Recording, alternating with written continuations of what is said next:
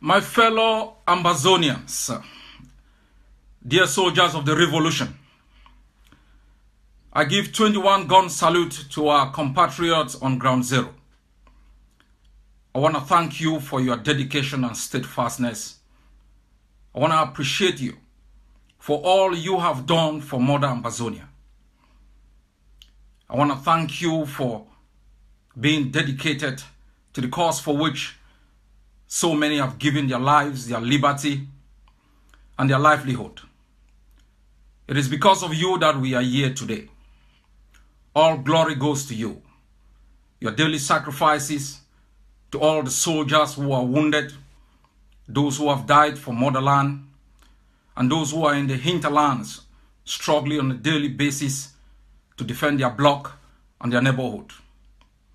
Ambazonians will forever be grateful for the sacrifices you have made and continue to make. I have come here today to make a short statement, a statement of clarity, where we are coming from, where we are, and where we are headed to. And to assure you, every Ambazonian, so far you are on course. Our revolution is on course. This will be in history the fastest revolution.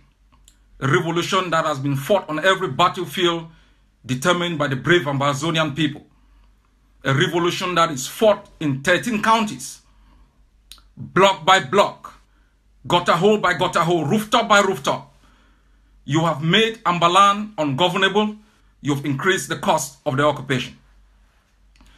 Now let me be clear. What we are fighting for is independence. There will be virtually no space for any negotiation around federalism.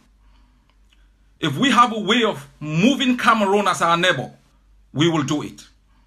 Because for the pain and suffering that they have caused Ambazonia, we will not tolerate or accept any form of coexistence with Cameroon. We will be a free people, self-governing, independent, being able to be the only source of consent for the future government of Ambazonia, for the political, economic, and social systems that will reflect our customs, our norms, and our tradition. That is why our children have bled. That is why leaders have been kidnapped. That is why our women have been raped. That is why our people keep fighting. And I want to assure every Ambazonian living and dead, as long as I breathe this air, that objective is non-negotiable. It is not even subject to deviation. We will fight until our grave to make sure that Cameroon is pushed out as far as possible from the borders of Ambazonia.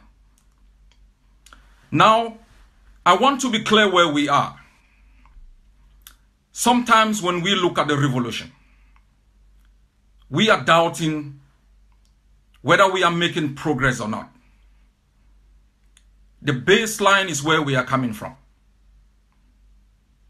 A few years back, we presented a strategic plan, a triad approach for the liberation of our homeland.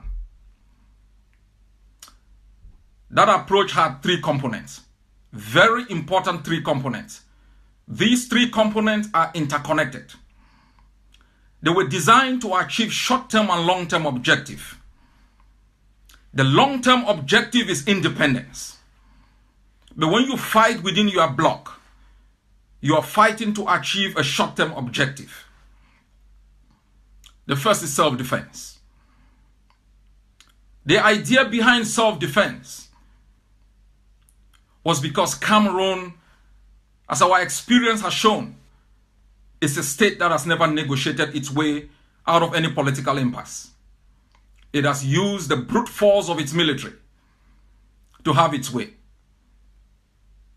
We realize that as a people, to survive, to stay alive, we will have to match Cameroon method for method, iron for iron, to humble them, to shift the political equilibrium to our favor.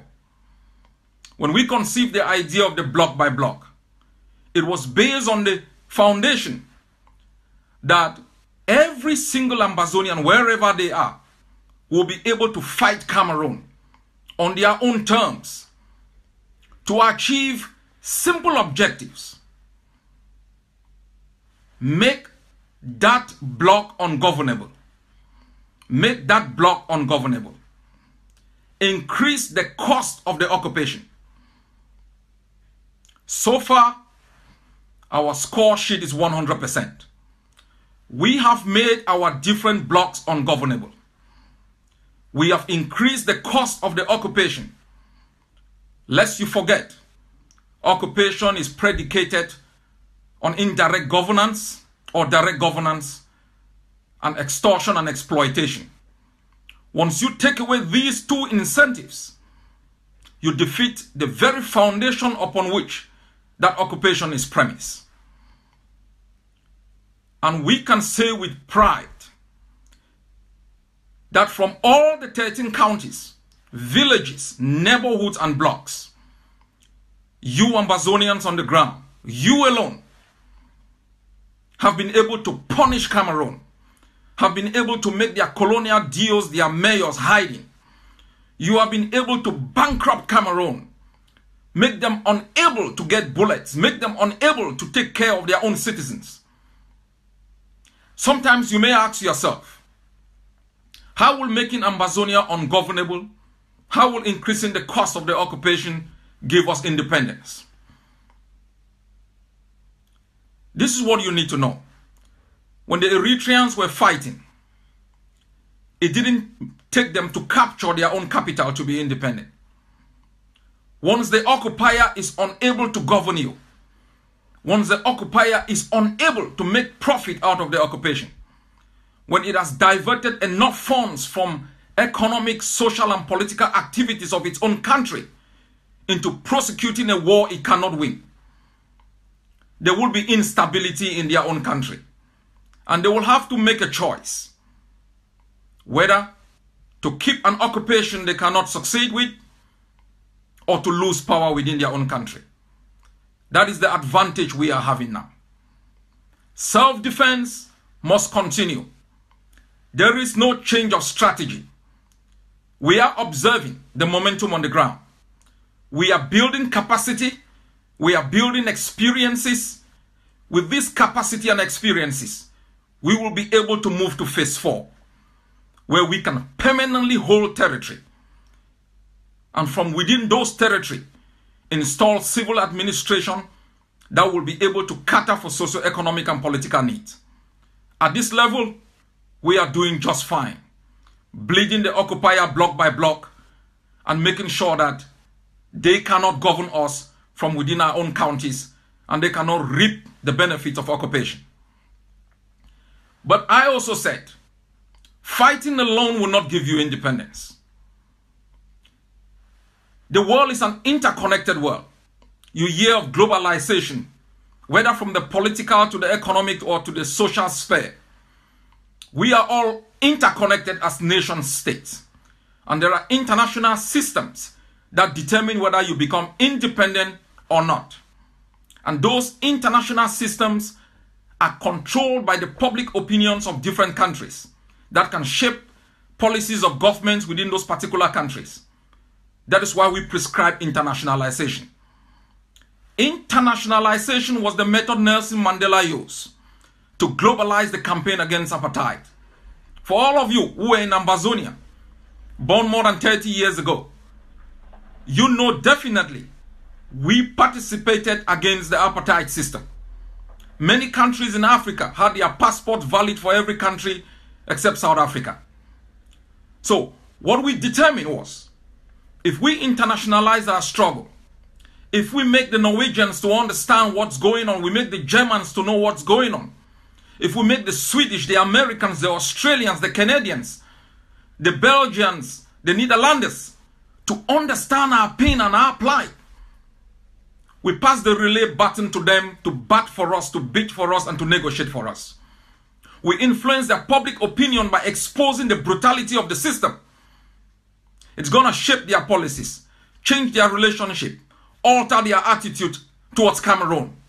In that way, we move towards isolating Cameroon.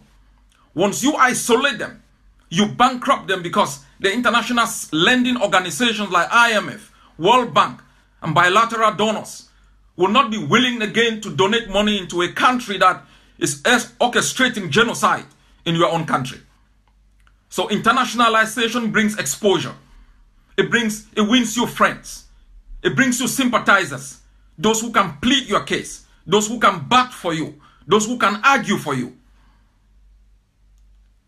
Lest you forget, there are hundreds of thousands of Ambazonians who have been thrown out of our country by the brutality of the system. They are stretched from South Korea right up to North America. They have also been conscientized. The demonstrations they made, the mobilization they made these Ambazonians the primary investors in their own liberation. Ambazonians have become the primary stakeholders in their own freedom. In this way, they are sure of owning the outcome wholeheartedly.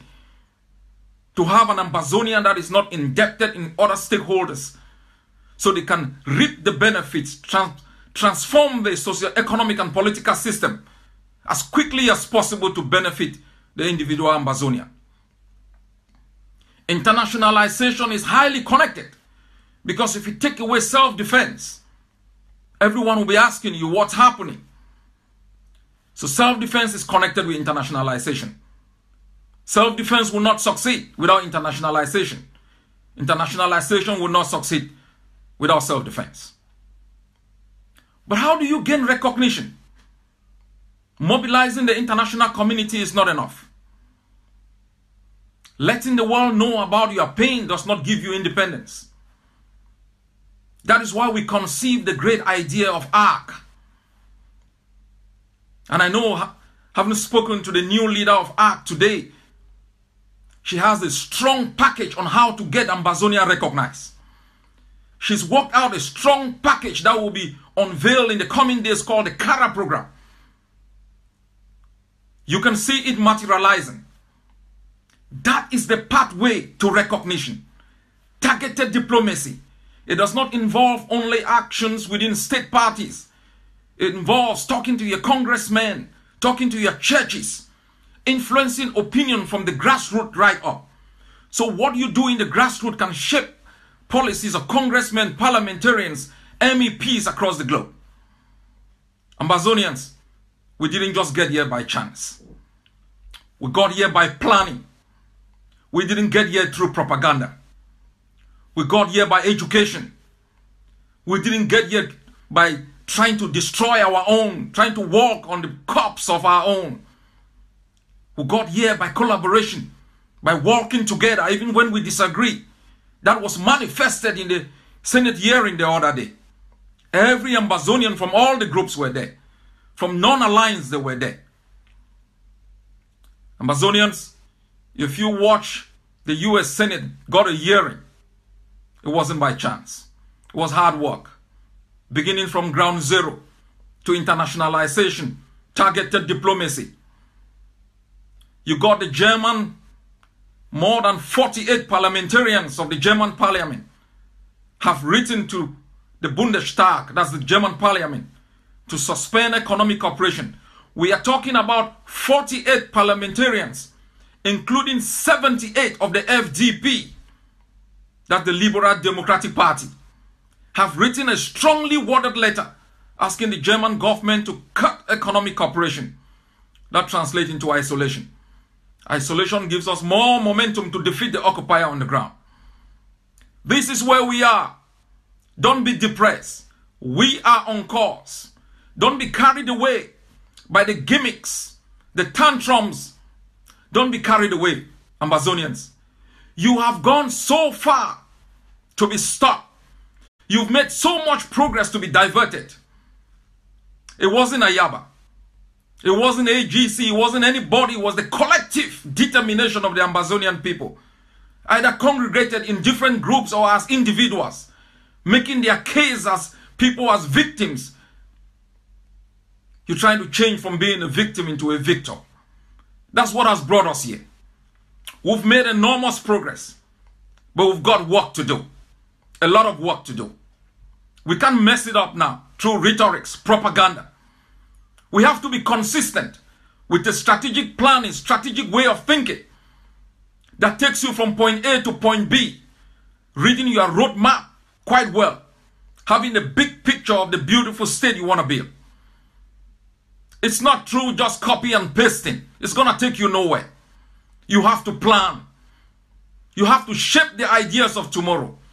You have to be the visionary that understands how to overcome roadblocks, how to navigate through troughs and trenches, how to build bridges where there are only gaps. That's what it's going to take us to get to Buea as one people. Stake your claim to your country. You are the master of your destiny. You've shaped the future today because you want to bequeath to the new generation a better country that you inherited. The block by block approach is doing quite fine. Fund the game changer.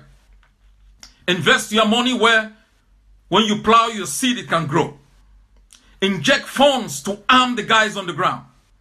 As I have said, make no mistake about the never again generation. The generation that takes no prisoner of the occupier. As I have said to every occupier, every collaborator, every enabler, we will chase you to the gates of hell. I can promise every Ambazonian, for all those who have collaborated with the system, you will not be buried in Ambazonia. We will find your grave wherever you are buried. Exhume your body and take it into the courts of Ambazonia. Bring you to justice and throw your ashes in the wild sea. You will not put us through this pain and get away with it. For all those who have exploited our resources and stashed them in foreign bank accounts, we will find those money. We will bring the funds to develop Ambazonia. For the Ambazonian, by the Ambazonian. Be confident, my people. Be confident. Don't go to sleep being angry.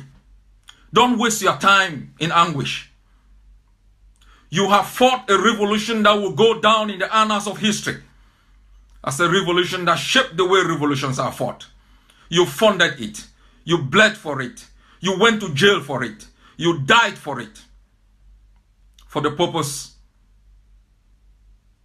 of being the sole proprietor of its outcome. I can assure you, we are getting to Buea. And I am glad the leaders in jail are alive. If you are in jail, you're listening to me. We are bringing you home.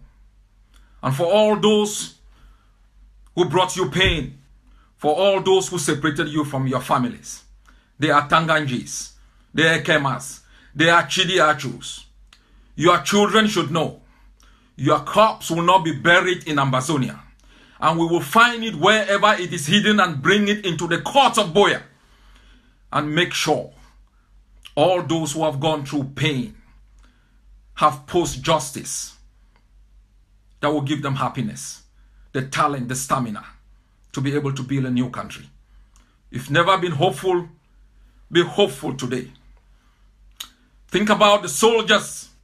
Think about those fighting. As we sang before, the gendarmes may kill someone today.